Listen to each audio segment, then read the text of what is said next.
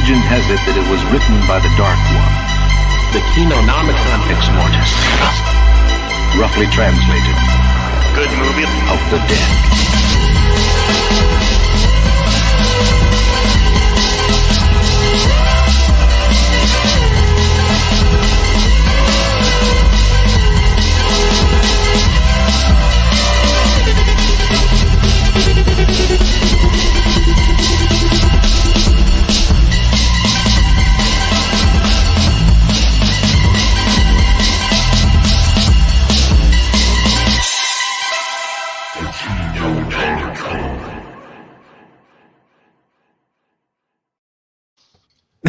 Dude, I want to play it twice. I want to play it twice. Should we play it again? I love that thing. You did a great job, Full Custom. I told you I'd come through, fellas. Knocked it out of the park. But and the funny part is, like, before the stream started, I was like, "Hey, Full Custom, you know, it's really great. I just thought you would have added Puppet Master in there as like a joke or something."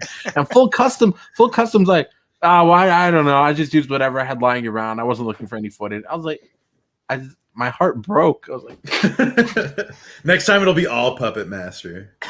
next time. Well, we got to use this one for 50 episodes until people get bored of it. So by episode 54, look forward to the Puppet Master intro. The all Puppet Master intro is going to be nothing but, you know, do the same footage that Charles Band has been reusing for 25 years. right. Like, oh, you saw the Kinonomicon intro, then you've technically seen every single Puppet Master. Right, we can make 6 new Kinonomicon intros with just this intro that Full Custom Hot Dog turned in, which was 47 seconds instead of 2 minutes. But it's okay. I was trying to push it to a minute. I couldn't make it. How are you guys doing today? And like always, we'll start with humankind first. The discrimination continues. I love it. Right.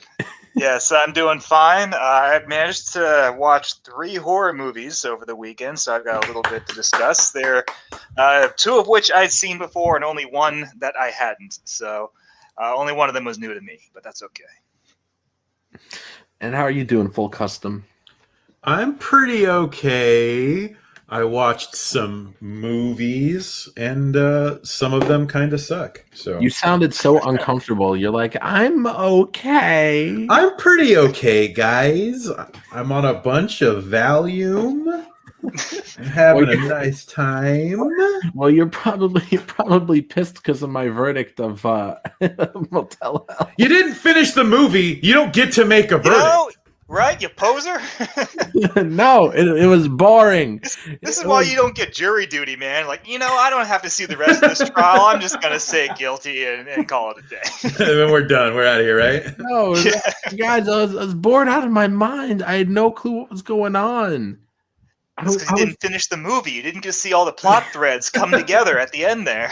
No, you've never seen a movie that you were bored and then you're like, oh wow, this crazy thing happened, and now it's a fun time for me. I'd say that happened only once, and it only happened once vaguely. It happened with this awful Hitchcock movie called The Lady Vanishes, and the only reason I kept watching was because the lady hadn't vanished yet, and I told my brother wanted to turn it off, and I was just like, I was like, hold up, Eli. I was like, this is about a lady that goes missing on a train. Let's just wait till she goes missing, and if it's still boring, we could turn it off. And it got semi-interesting once she actually vanished, and not that it was great, but it was okay. I thought you're going to be like, it turns out that the lady was a metaphor for innocence, and that's what vanished over the course of the movie. You're like, oh, fuck that. Oh no! It was no, that was okay, but I don't know. Motel Hell. I don't know. I was just so bored out of my mind. Like, it starts with a guy that's sitting there outside the Motel Hello, and I was just like, okay. And then it didn't grab you in the first 15 seconds? Oh, no, and then what a piece of shit. I reevaluated completely. And then it cuts to like the next day, and this dude's selling like beef jerky or something, and these girls see a dead pig and they go scream. They just scream, and then the guy screams to shut him up, and then some chick who wakes up like, "Where's my husband?" And the dude's like, "He died, so I buried him randomly." And she's like, "You what?" And he's like, "I buried him." And she's like, "Oh, okay, that's what I thought you said." And she's like, "Can you raise me as your daughter, please?" Okay. And she's like, "I guess I will stay here now." And I was like, "Why is she going to stay here now?" And then somebody stumbles upon some, I don't know, dude buried in the ground with his throat slit. And I think I watched for like 5 more minutes after that, and just nothing interesting happened. You know, I don't. You sat all the way through Naked Lunch, and he's like, "Oh, this movie is brilliant. That movie doesn't make any sense." And you sat through how many of those movies? Those Cronenberg movies? Those David Lynch movies? I bet if Motel Hell was in the fucking Criterion collection, you'd get a round of applause. God damn, Mark's going hard. Mark's offended. He's offended. He's already dead. It's like that episode of Family Guy where Quagmire's like just absolutely appalled that none of his friends liked wings. He's like, "Wings! I fucking love wings!" And he gets up and he storms away. Right, and they were like, "What's wings?" And he's like, "It was only on TV for like 10 years." And he was like, and Cleveland's like, "Was this a cartoon?" Like, no. They aired on the USA Network in reruns for like 10 years. And he like storms off like, "I love wings." Right. He's like, he's just going off. And after that episode, I actually went ahead and I was like, I'll try it out. And I watched 5 episodes and I was like, I am so bored with this. So you watched more Wings than you did Motel Hell. That's what I know, right? You can sit through 5 episodes of Wings, but you can't sit through 5 episodes of Motel Hell or 5 minutes of Motel Hell. And I like Wings. Yeah, I liked Wings too. It had Tony Shalhoub, Thomas Hayden Church. Yeah, and Park Overall, who was in the 2nd season of The Critic. She was the chick with the like the Southern accent. Oh yeah. Yeah, and it had Steve Weber. Steve Weber from the Shining remake, the really terrible Shining remake. Yeah, the Kinonomicon. And then Tim Daly from Superman the Animated Series. So that show was star-studded, and you hated that too, Nasser. No, I didn't hate it. I was just like, after 5 episodes, I was like, I don't understand the plot. They're at an airport, but they never fly planes. It's like, what's going on? No one's ever in the sky. I don't get it. No, I'm sorry.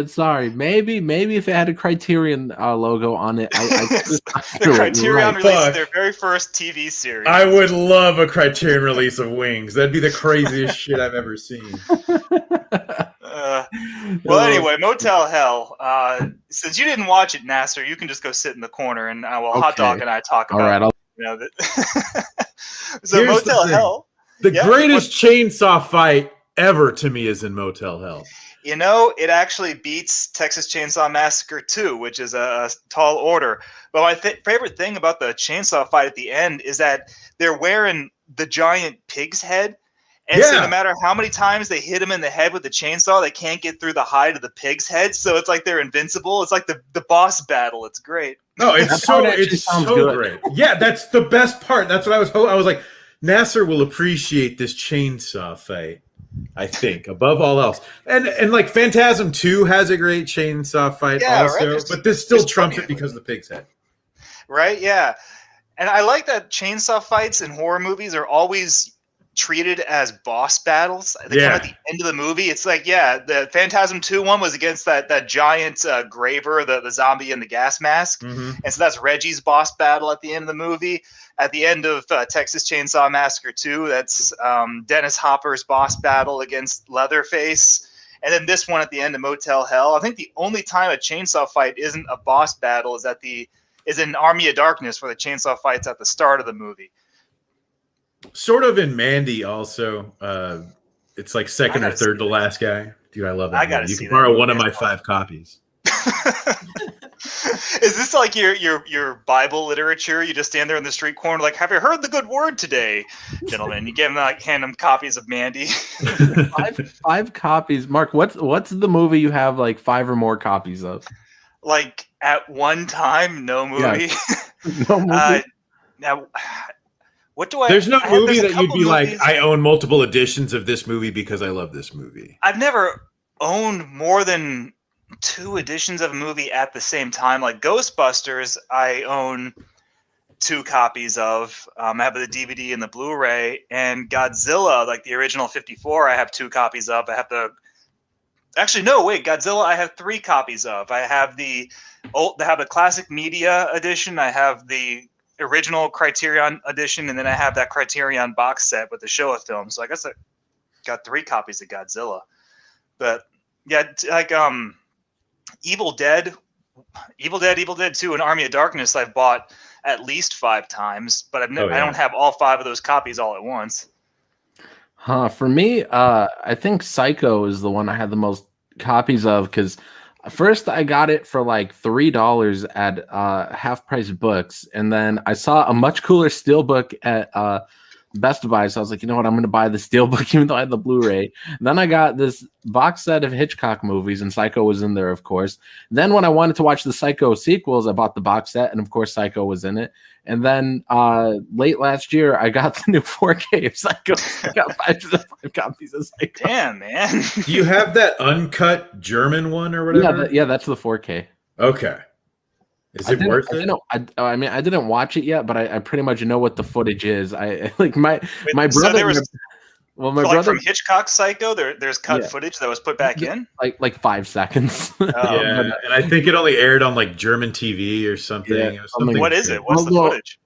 I think there's just like 5 extra seconds of like Janet Leigh in the shower scene or leading up to the shower scene, something like that. You watch Norman get closer and you hear her peeing really loud before she showers.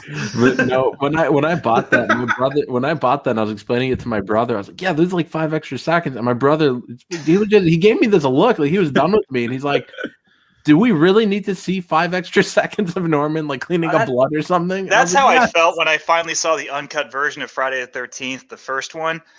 And I think it's like you see, who is it? You get like a couple extra seconds of their death, and that's the only new scene in the movie. Who is it that dies that you actually see their extra? Oh, it's Kevin Bacon. That's right. Oh, Kevin They Bacon. show you some extra seconds of him getting the harpoon through the neck, and that's the only uncut addition to Friday the 13th. You know, the uncut version of Phantasm 2 only has like 5 extra seconds of footage, but it actually is worth it just because it makes the scene, make more sense. Let's see. Slipstick in the chat is bringing up Dead Alive. He says chainsaw fight's nice. That reminds me of the lawnmower in Dead Alive. Yes, the lawnmower boss such a great battle. Scene. I love that scene. I'm gonna put in my my bootleg again just for that specific scene.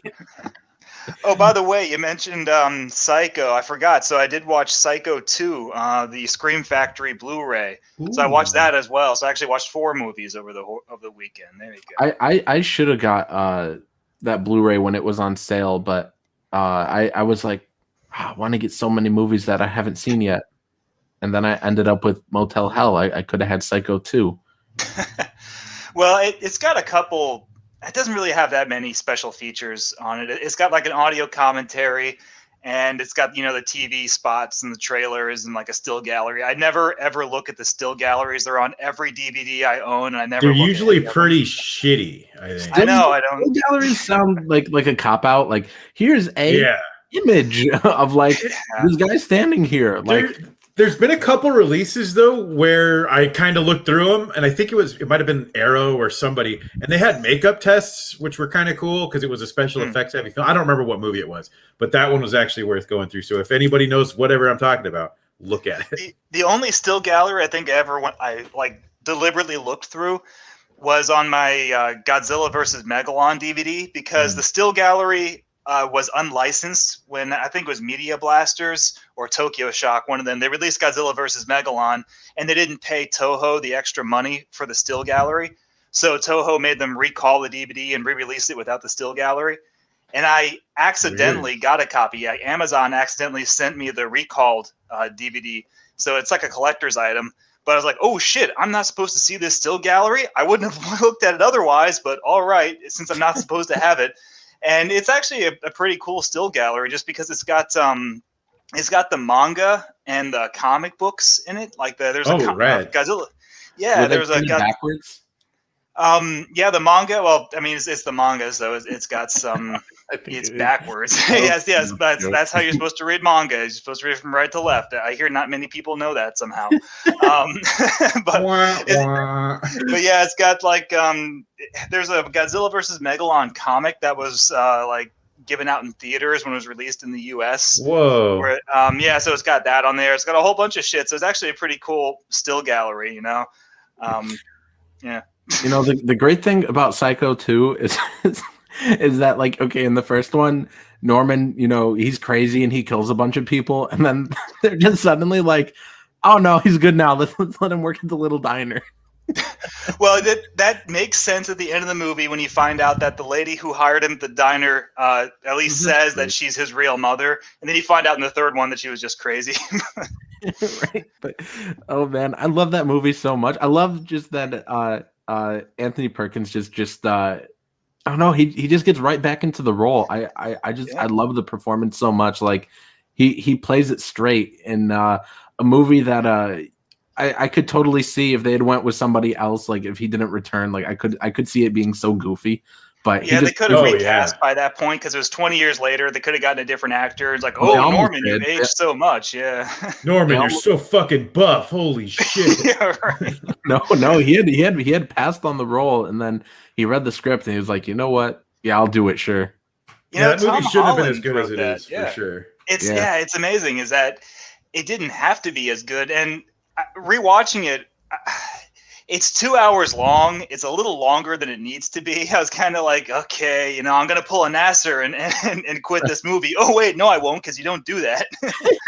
But it's a little too long. But what I really like about it is that the only reason the movie got made was because slashers were a craze at the time. And Universal's like, what slashers do we own? We own Psycho, the original slasher. Let's make a fucking sequel and cash in on it. But Tom Holland didn't write it as a slasher. He wrote it as a thriller so that it would stay in the vein of the original Hitchcock movie. And it has a really good twist at the end where you find out none of the murders were committed by Norman throughout the entire movie. They were all committed by that crazy lady who just shows up at the end. She's like, by the way, I'm crazy. I forgot to mention, I'm insane. That movie had no business being that good.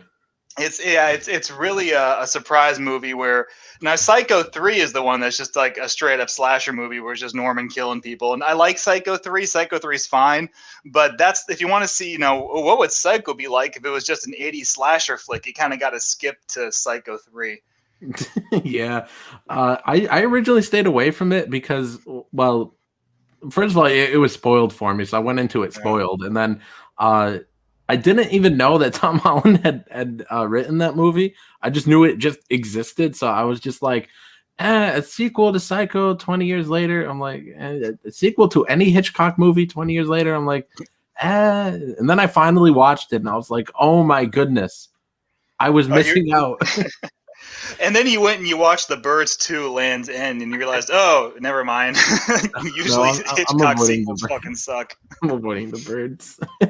But didn't they make 3 The Birds movies? Did they? I don't know if they made a third one or not. I don't think I've seen that one. I've seen The Birds 2 because it premiered on like HBO back in like 1994.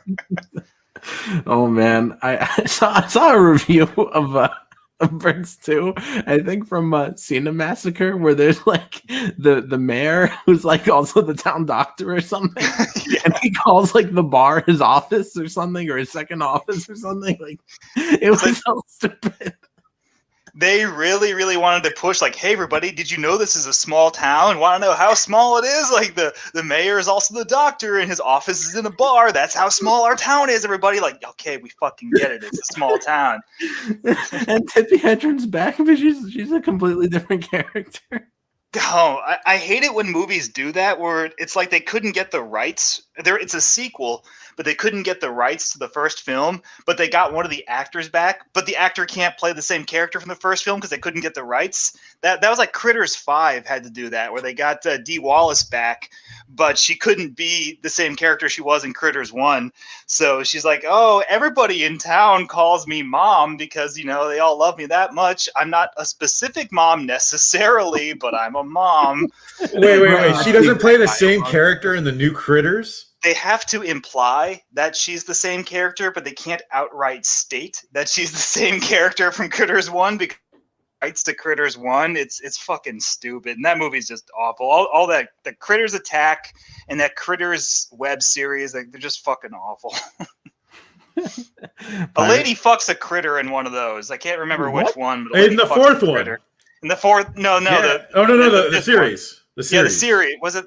Which one has the critter with the eye patch? The kid is I don't want to spoil it for anyone who wants to watch the Critters. Oh no! Series. You're gonna spoil Critters 5. One of the kids is actually a critter, a giant human critter hybrid. Yeah, the fat kid, right? Wait, yeah, and he's just like, oh, and that's why my eyes are all red. And he takes out his contact. And he's like, oh, and my teeth. That's why my teeth are all sharp. And he's just like, what the fuck? Wait, that's we waited 30 years for another Critters movie. Series.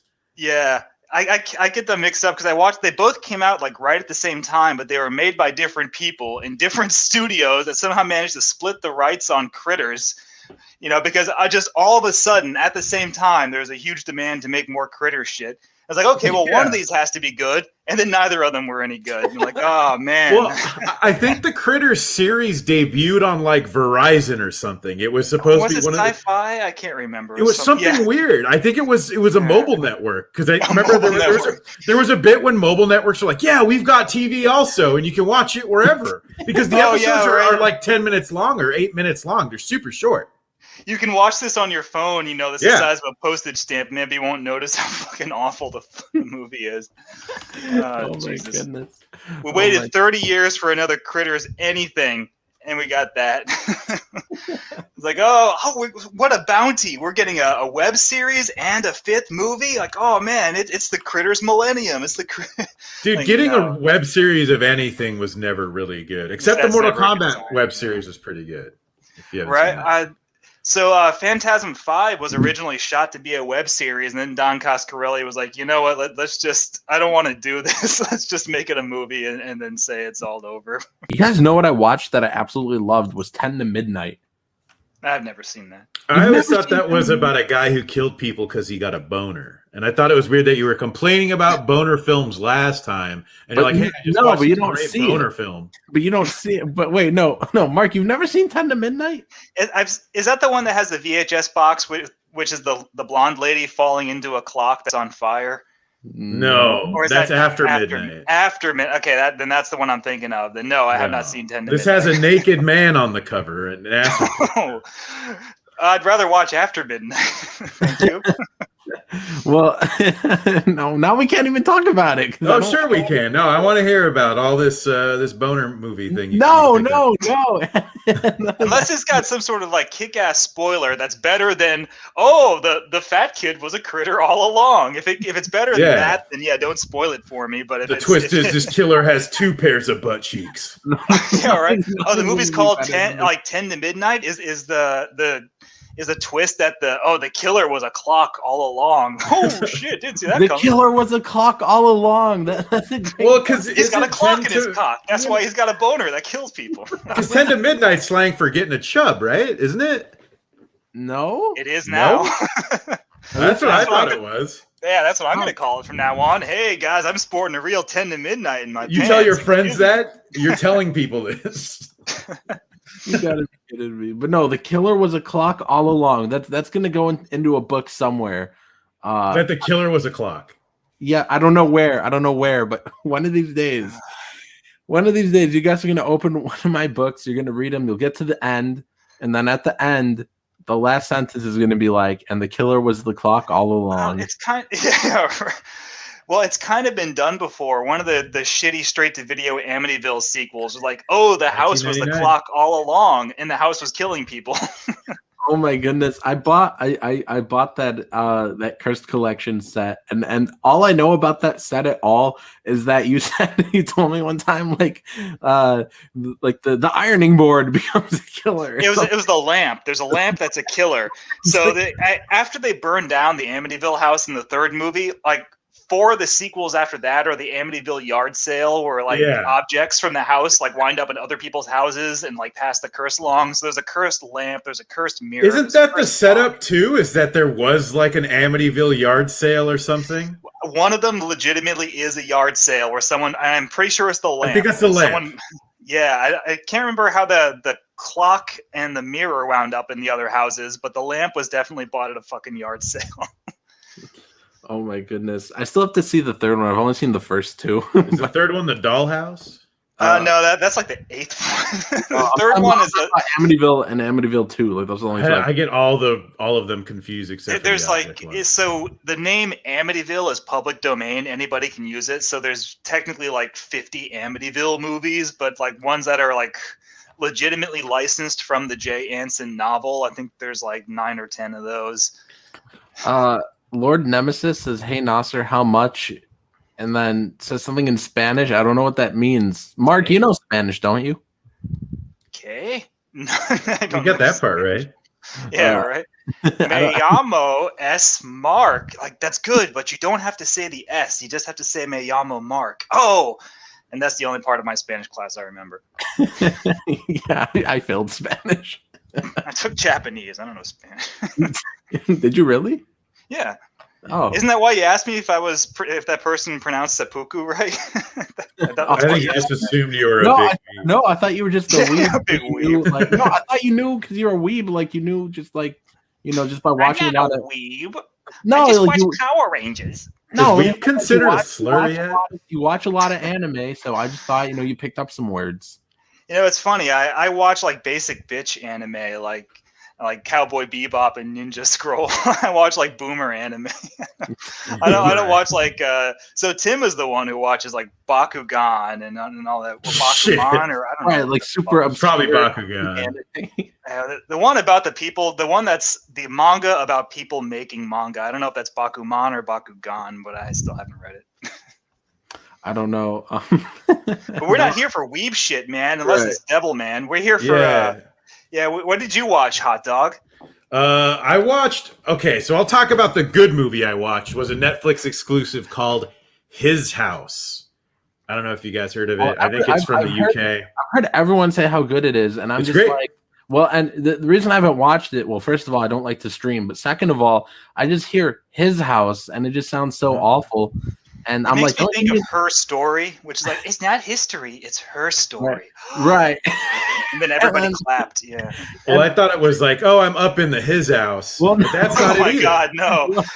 Is this Spike Lee presents His House? His House. But then I hear His House, and I'm like, don't you mean Hill House? And then I remember I'd rather be watching The Haunting of Hill House. Well, I haven't seen the show, but I saw the original movie from the 60s, and I don't know. His House. It's such like a awful title. Like, this is his house. It does sound like His House now that Hot Dog says that. Like, oh, did you watch the Hizzle for Shizzle? Oh, damn, boy. Oh, God, what year is it? In 2002? Is that one? But tell us about it if it was actually good, Hot Dog. So, what I like about it is it flips the script on the haunted house genre in the way that, like, most haunted house movies are like, yo, we're going to move into this house. Oh, it's spooky. No. Well, we better stay here. The house is scared of the people? Is that the twist? But it's about a group of refugees, like a couple refugees who moved to the UK, and they have to stay in this house or else they'll lose their asylum or whatever. I don't know. And then they'll get sent back to Africa. So they have to be in this haunted house. Racist. Or else they'll get kicked out. Why's it got to be Africa? I don't know. I didn't write it. Dig it. All right, guys. So welcome to the Kinonomicon. It is now the Me and Mark show. Full Custom Hot Dog is no longer a member. We do not endorse his views. We completely condemn. He mentioned Africa. You're not allowed to mention. Oh, shit. I just mentioned Africa. Well. I didn't realize how problematic I was. I was going through a rough patch in my life when I said that. Things have changed though since then. There's no excuse. There is no excuse. Full Custom. Is the Queen of England going to have you suicided too? That meme was golden. but anyways, no, Full Custom. Go on and tell us more about it. Though. I just like it. Okay, I thought it was good. I would recommend it to another reader. Well, so that. You're telling us the premise before Nasser accused you of racism. And, Accused. But yeah, accused. But so you said that it's some migrants who have gone to the UK and they have to live in a haunted house, and if they don't live in the haunted house, they get sent back to the shithole they came from. Yeah, I mean, it's basically, I guess, when you think of it, what's that movie when they're like, you got to stay in this house to get a bunch of the money? That's the House on Haunted Hill, yeah. Yeah. So I guess it's like that, but with like citizenship, I guess, or a green card, which is kind of genius. So there's a point where they're like, is this really better than like getting our asses blown to pieces by a drone in fucking Syria or something? More or less, yeah. They're like, well, we either deal with this witch or go home. It makes me think of that episode of The Simpsons where it's the flashback to Bart when he's a little kid and Homer builds him that scary clown crib. And Bart's he's staying at the Flanders house and they're really annoying because they keep like singing Bible songs and being really wholesome. And Bart's like, I want to go home. And then he looks through the window of his house and he sees the scary crib. He's like, no, I don't. These people are like, I want to go home. And they see like Joe Biden just carpet bombed Syria back to the Stone Age. Like, no, I don't. I'm gonna start watching The Simpsons just because I'm tired of not knowing these references. Yeah, you fucking kid. Where did you say to stop? Like season 9. No, season 6 is good. It's like, yeah, if so part way into season 9 it'll start getting bad. But it's a good watch. Yeah. You're not going to like season 1 because nobody likes... Oh, they changed the showrunner. Mike Scully took over partway into season 9. And he was the one who did shit like the magical elf jockeys and Homer getting raped by a panda and crap like that. That episode was when I was like, oh no, this is not going to be good. That was when I stopped. Yeah, I was like, okay, Homer just got raped by a panda. This isn't the same show anymore. I'm out of here. Okay, so stop after 9 and then just tune in for the Treehouse of Horror. Maybe not even that. The Treehouse of Horrors are kind of bad too. Really? Yeah. There's a stretch of like 15 fucking years in The Simpsons where they didn't make a single good episode. Yeah. And then there's some. Yeah, it is a big oof. I think I've seen like one or two of those. Like I think I saw one where Bart had an evil twin. I think I saw That's from one. A good season. I think I saw one of them where I think the lunch lady is turning kids into food or something. That's one of the best ones. So yeah, all the best episodes of The Simpsons, the best Treehouse of Horrors are all from like season 2 and to season 9. I can't remember what the Treehouse of Horror in season 9 was, but like once you get to season 9, then it's kind of bad. When you get to the Treehouse of Horror that has the Stretch Boy and Clobber Girl segment, that's kind of when it's time to quit. Even though that's the one that has the Xena Warrior Princess cameo, but yeah.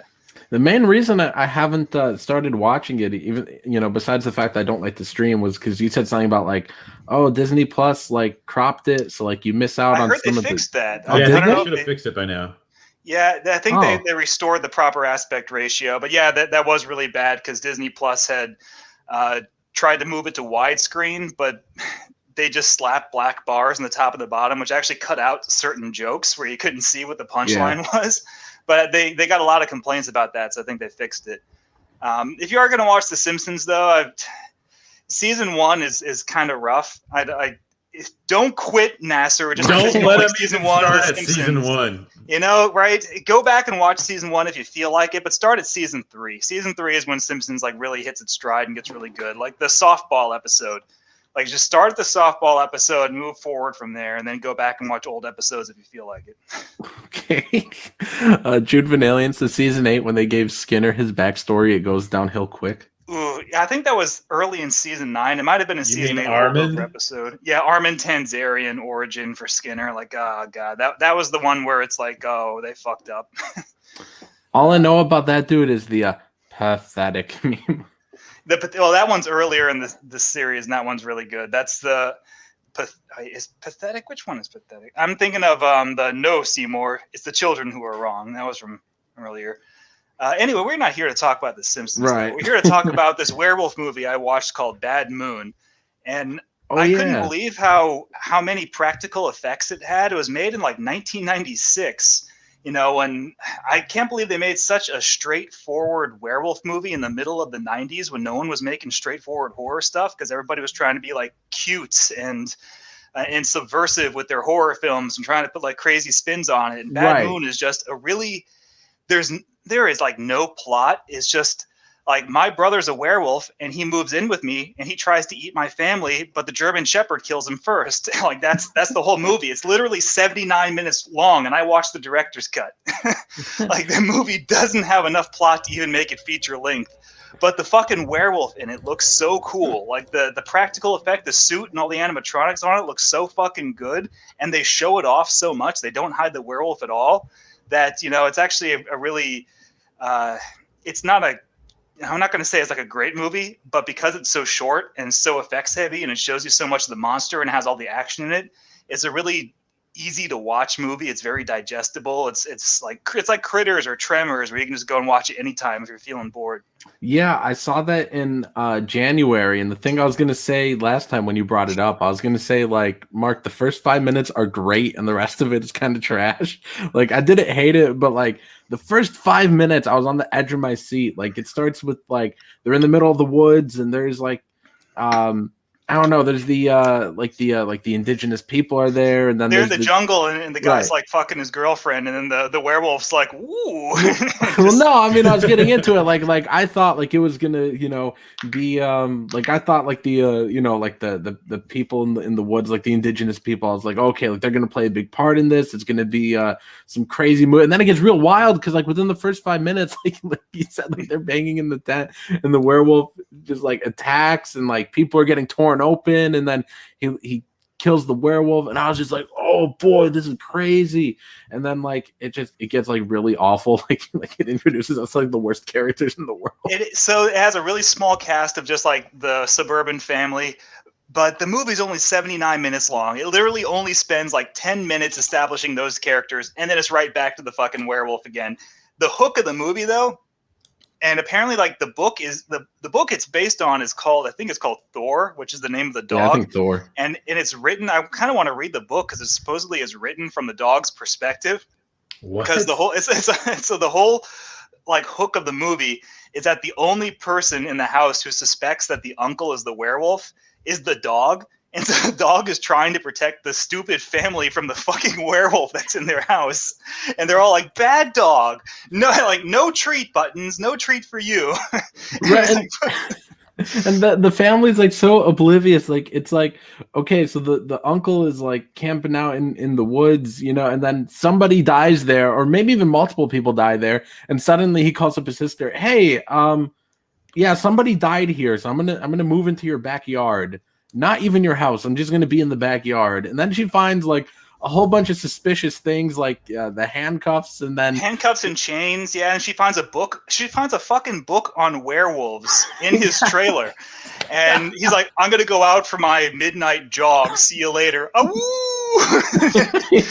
Just not putting two and two together. I think there's even a part towards the end where she finds photographs he took of his dead girlfriend after she got mauled by the first werewolf. And she's like, I wonder if a crime was committed here. Right. Like, should I have listened to the dog? I don't know. That movie cracked me up. I really hated all the characters. I loved the first 5 minutes. The rest of it was awful, but I finished it anyways because I did like the effects. And I was really curious, like what was gonna happen. Like I was like, these people are so dumb. When are they finally gonna realize it? And they it's funny because they really don't. Like they go this whole movie like never putting two and two together. Like, there's the book about werewolves, and somebody was torn to shreds where my brother just was.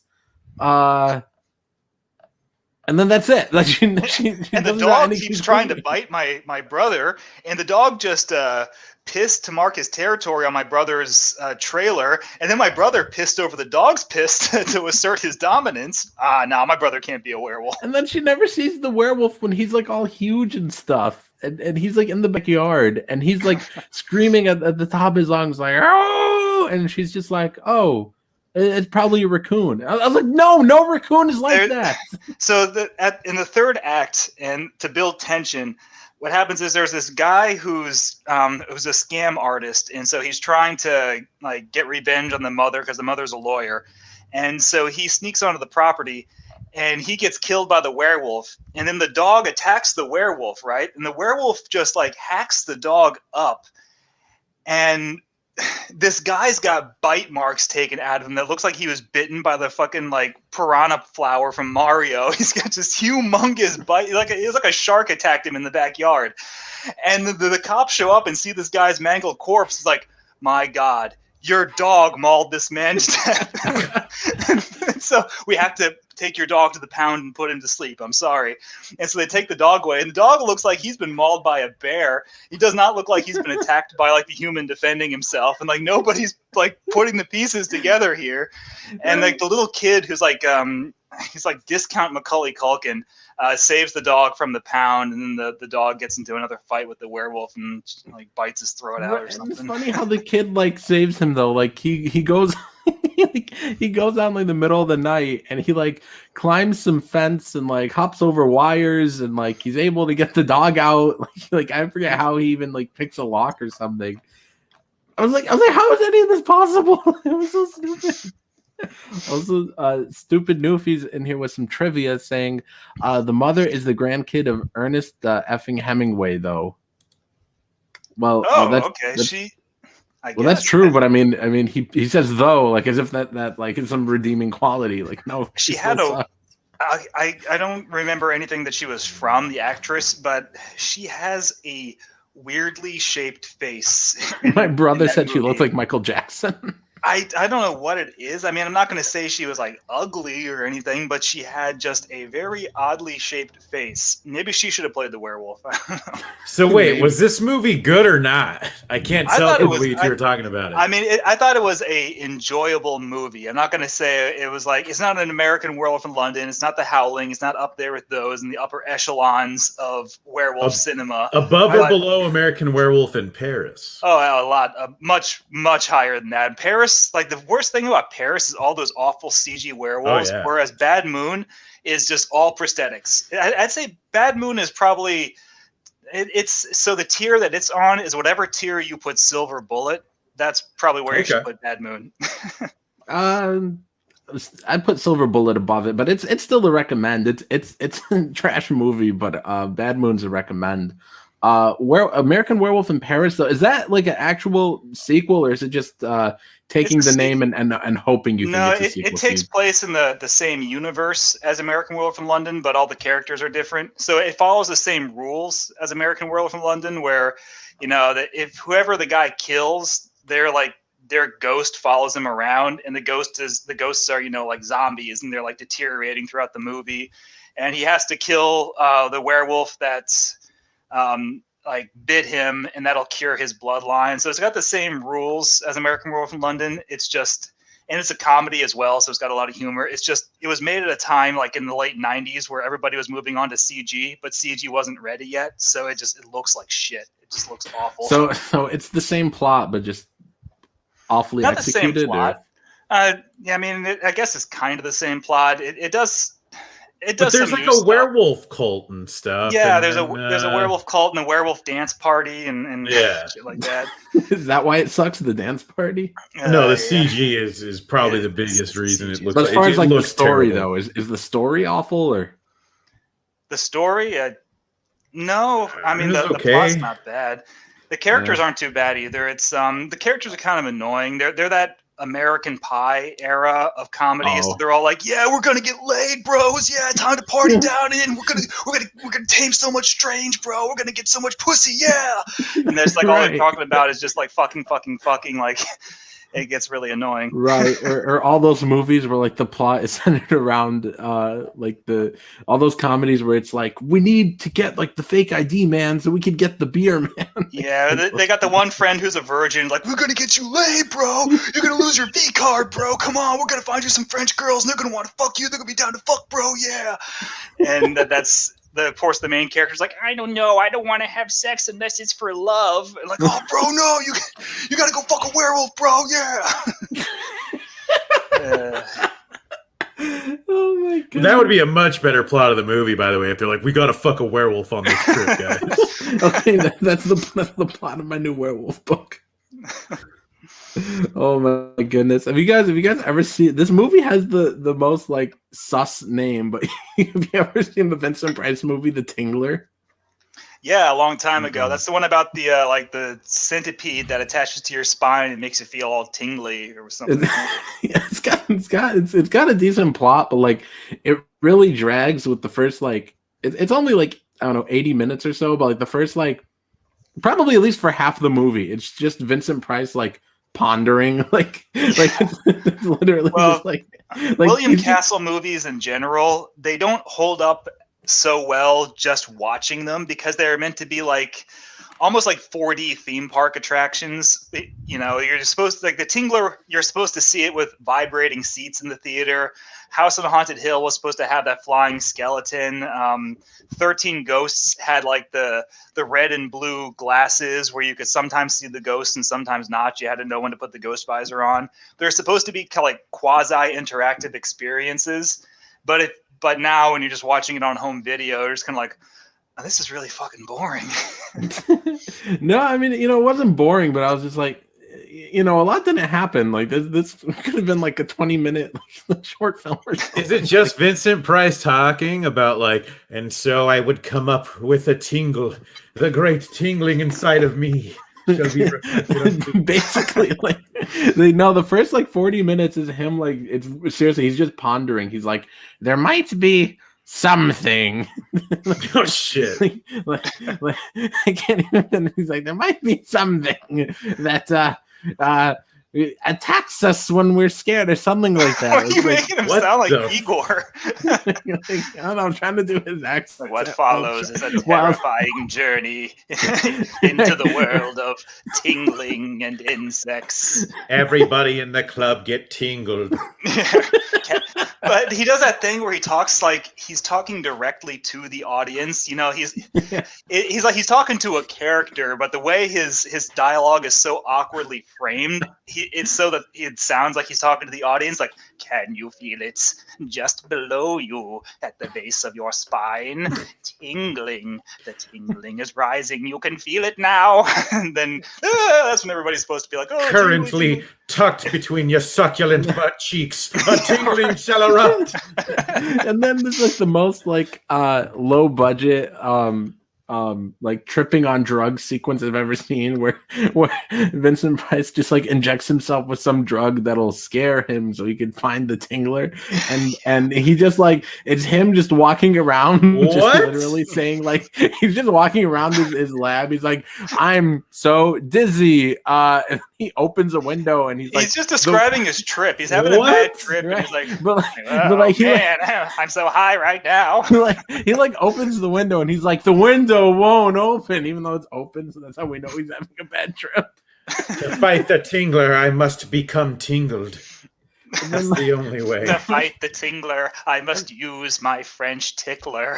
And then like he finally gets the tingler from somebody, and he has this bug, and then within 30 seconds he changes his mind and he starts speaking like somebody out of the H.P. Lovecraft short story where he's like, oh, if we discovered this everything about science would need to be rewritten. It is against the laws of the very universe itself, and we should not have this. And it's a bug that crawls up your ass and makes you feel tingly. And it really goes up your butt? Well, no. It finds its way in somehow. So. But it's just goofy. Like it was all right. It was all right movie, but it was just so funny. Like it's 40 minutes of him pondering, and then he finally gets the tingler, and he's just like, "No, this is against the laws of nature." I'm like, you know what you could have watched instead? You could have watched The Deadly Spawn. That movie's fucking awesome. Or the second half of Motel Hell. Or the second half, or you could have gone on YouTube and watched the best part of Motel Hell. But what's the Deadly Spawn? The Deadly Spawn is this great 80s creature feature about this kid who is obsessed with monster movies in the 1980s, and a meteor strikes down near his rural house, and it's almost like Night of the Creeps or Slither, where all these like tiny worms come out of the meteor, but they immediately start growing. And they turn into this giant, they turn into this giant collection of humongous worms with big jaws and teeth that just eat everybody in the house. And it's such a simple horror movie, but it's done really, really well. It's so good. It's got so many effects, and it's like the deadly spawn just immediately, like the movie just starts like, okay, giant fucking worm. You don't have to wait for the thing to grow. You're not like you're like sitting there for an hour waiting for the worm to get big. Like, no, it's like immediately giant worm eating people. The parents die in the first couple minutes. There's just gore everywhere. I don't know if it was in theaters because it's got so much gore, which is crazy because like you watch like Friday the 13th Part 7 and you see all the gore they had to cut out because the MPAA wouldn't let them put it in the movie. And then you watch like the fucking Deadly Spawn, this low rent nothing movie, and it's just insanely gory. Like, it's really good. All right, I just put in my cart on Amazon. Speaking the version, make sure you're getting the one from Synapse Films, though. Yeah, it's a Synapse DVD. Okay, good. That's because there was an earlier version that's they tried to digitally enhance it by adding some digital effects that's just really bad. Oh, Jesus. So, yeah, they actually had on the Synapse Film DVD in the special features, they have some clips of that version, and it's really bad. Yeah, so as long as you get the Synapse version, you're good to go. Speaking of Amazon, I was checking because we got to talk about Puppet Master. I was checking the status of my order of Puppet Master: The Littlest Strike, and originally it said coming from California, so I was like, all right, so it's probably going to go in order of the states, right, to get to me here in Illinois, and I checked and it was like now in Ohio, and I was like, wait a second, Ohio's above me. How did it get there? I had something coming from wherever the heck Scream Factory is. It made it to Memphis, Tennessee, which is usually the stop right before things come to Little Rock. And it got to Memphis, Tennessee, and then it went to New Orleans, Louisiana. Like, what? Fat Tuesday. Yeah, right? Like, oh, shit, I'm going to go get, like, before the DVDs got to me, they wanted to go get fucking laid, I guess. Like, hey, Deadly Spawn, we need you to get laid, bro. We got to lose your V-card, Deadly Spawn. Let's go. Oh, man. But as soon as I get that movie, I'm going to watch it. So now, Mark, you're obligated to pick it up now and watch it. So we can talk about it next time. Yes. Man, I feel it. You know what Puppet Master is? Puppet Master is the fucking Simpsons of horror movie franchises.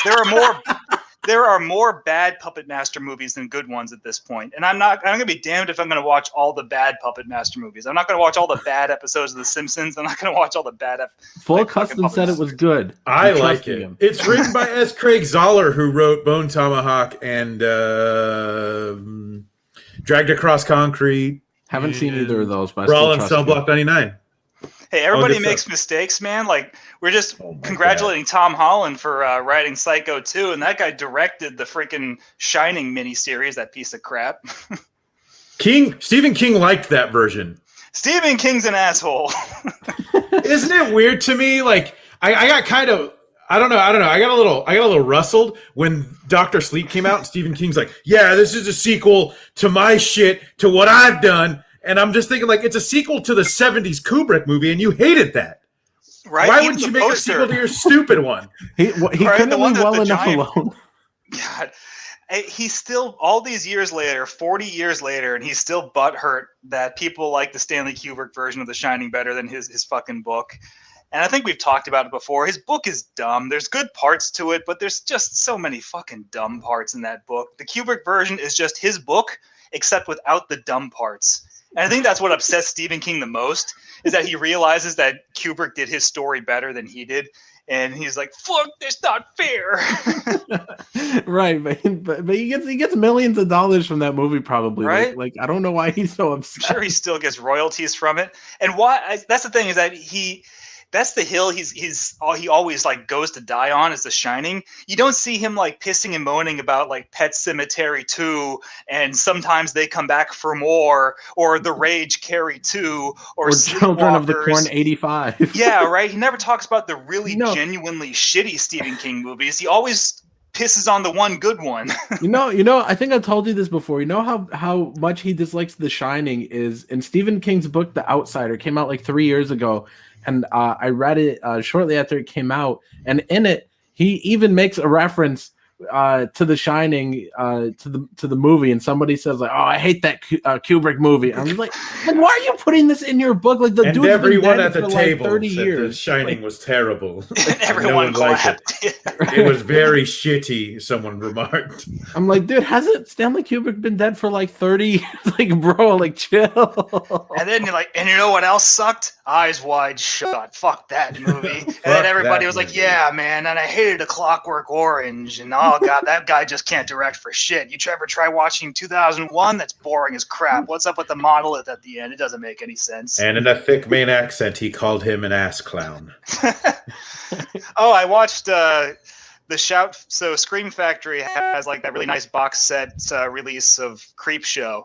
So I finally upgraded my copy of Creepshow to pick that one up just because Christian Hanna Horror did a video where he kind of I think it was just bullshit that I fell for, but he said that he thought Creepshow was going to go out of print soon. I was like, all right, well, I'm going to get the Scream Factory upgrade while I still can.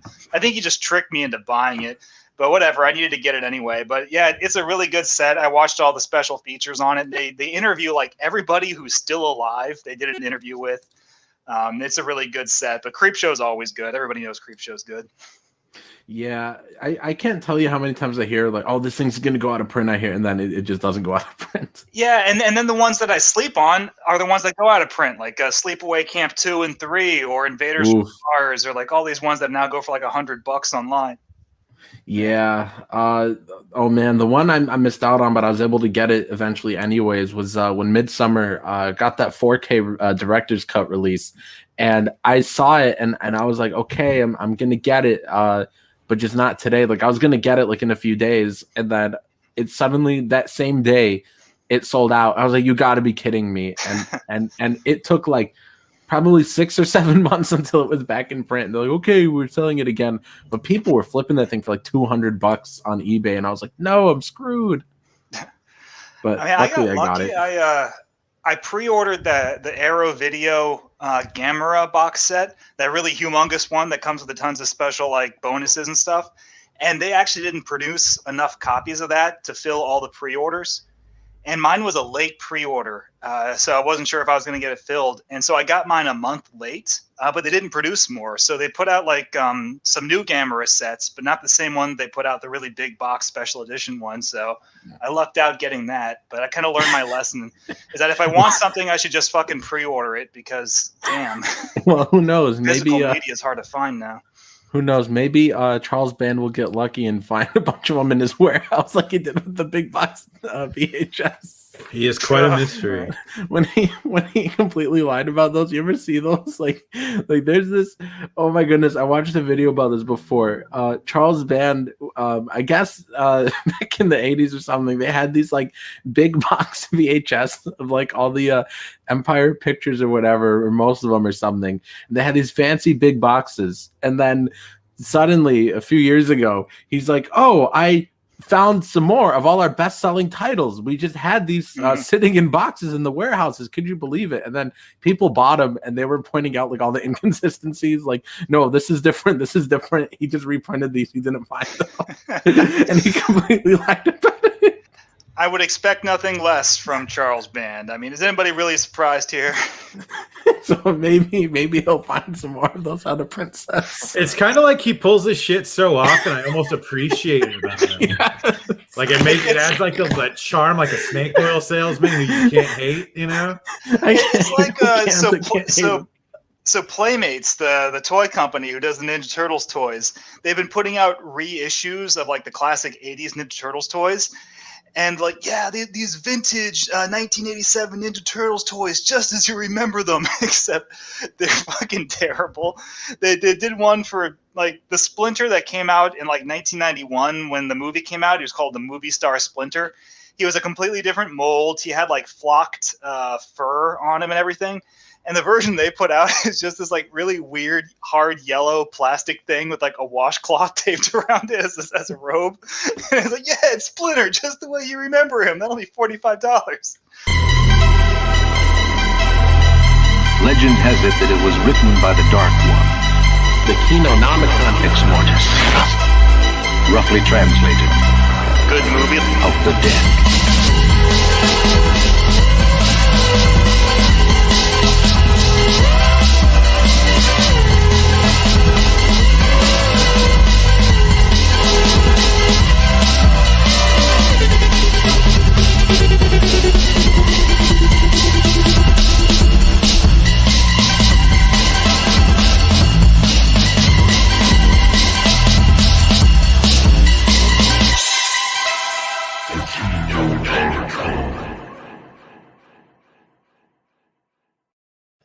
My favorite part of that is the good movie of the day. Is that my voice that you just like clipped for good movie? It's perfect. Kinonomicon, the good movie of the day.